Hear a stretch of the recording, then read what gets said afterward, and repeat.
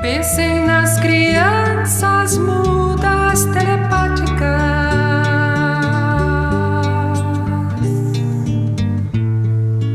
Pensem nas meninas cegas inexatas.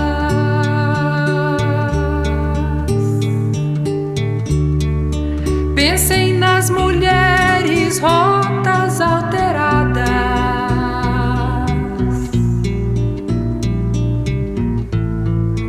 Pensem nas feridas como rosas cálidas.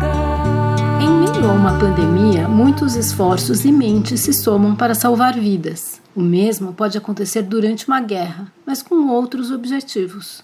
Por isso, vale conhecer a história de Robert Oppenheimer, que morreu em 18 de fevereiro de 1967 e que é lembrado como o pai da bomba, no caso, as bombas nucleares que foram lançadas nas cidades japonesas de Hiroshima e Nagasaki no fim da Segunda Guerra Mundial e que resultaram na rendição do Japão. Oppenheimer, ou Op, para os íntimos, nasceu em 22 de abril de 1904 em Nova York, Estados Unidos, filho de um industrial judeu-alemão que ficou muito rico com a importação de tecidos. Bem cedo, revelou grande potencial para matemática, ciências e línguas. Formou-se na faculdade em 3 anos, em vez de 4, concluindo estudos em física, ciências naturais, grego e latim. Em seguida, partiu para a Europa, onde conheceu os principais cientistas e gênios da época e se envolveu com estudos de mecânica quântica. Voltando para os Estados Unidos, começou a dar aulas e desenvolver suas pesquisas na Universidade da Califórnia.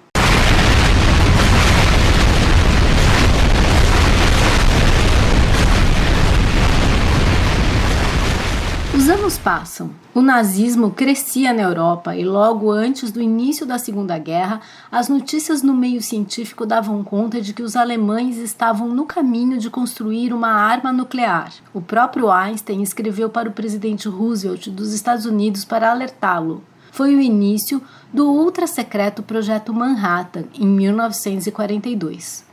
Oppenheimer não era considerado um gênio, mas tinha talento reconhecido para organizar pesquisas de alto nível. Ele foi chamado para comandar o projeto junto com um militar e indicou a região de Los Alamos, no interior desértico do país, para as pesquisas da bomba.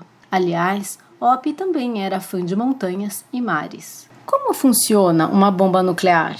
Tudo começou com a descoberta do elemento urânio em 1789. A descoberta do elétron no final do século XIX e do nêutron na década de 1930. Em 1939 é caracterizada a fissão nuclear. Quando o átomo é dividido, é gerada uma quantidade extraordinária de energia, o que pode ser convertido em energia elétrica, o que acontece atualmente nas usinas nucleares, ou em bombas.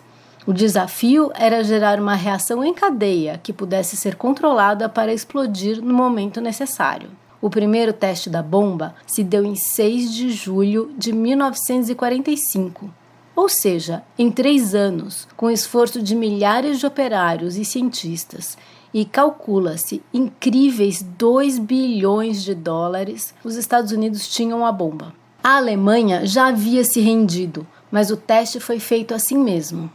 O poder de destruição foi calculado muitas vezes acima do previsto e ainda não se conhecia os efeitos sobre a vida humana. Para acelerar a rendição do Japão, com a concordância dos países aliados, no início de agosto, 2 bombas atômicas foram lançadas sobre as cidades civis de Hiroshima e Nagasaki. As cidades foram arrasadas. E de imediato, 66 mil pessoas morreram e 69 mil foram feridas. Os efeitos da radiação multiplicaram esses números por anos. Opp, cativante e calculista, durante quase toda a vida foi suspeito de ser um espião comunista. Com a herança de seu pai, financiara grupos antifascistas na Europa antes da guerra. Seu irmão, uma ex-namorada e sua esposa eram membros ou simpatizantes do Partido Comunista. Depois da guerra, ele foi perseguido pelo macartismo e expulso de um cargo no governo. Depois foi reabilitado. Naquela época, muitos cientistas defendiam que todos tinham de ter acesso ao conhecimento nuclear, inclusive os soviéticos, inimigos mortais dos Estados Unidos, como forma de equilibrar as forças militares mundiais. Muitos espiões agiram para enviar dados para os comunistas, mas esse não foi o caso de Oppie. Afinal de contas, o pai da bomba foi herói ou vilão? Oppenheimer tinha orgulho do seu feito, mas também se posicionou contra o avanço das armas nucleares. Durante o primeiro teste da bomba, teria murmurado um verso sagrado em sânscrito: "Transformei-me na morte, a destruidora dos mundos." Alguns dizem que sem as bombas a guerra continuaria com muito mais mortes. Será? Vamos pensar a respeito com os versos de Vinícius de Moraes na voz de Ney Matogrosso. MTST, a luta é pra valer.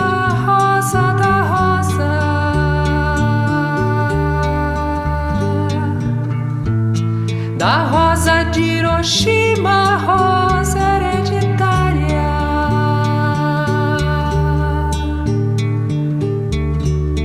A rosa radioativa, estúpida, inválida.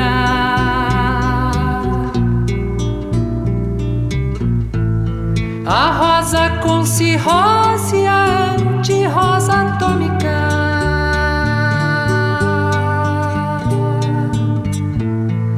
Sem cor, sem perfume,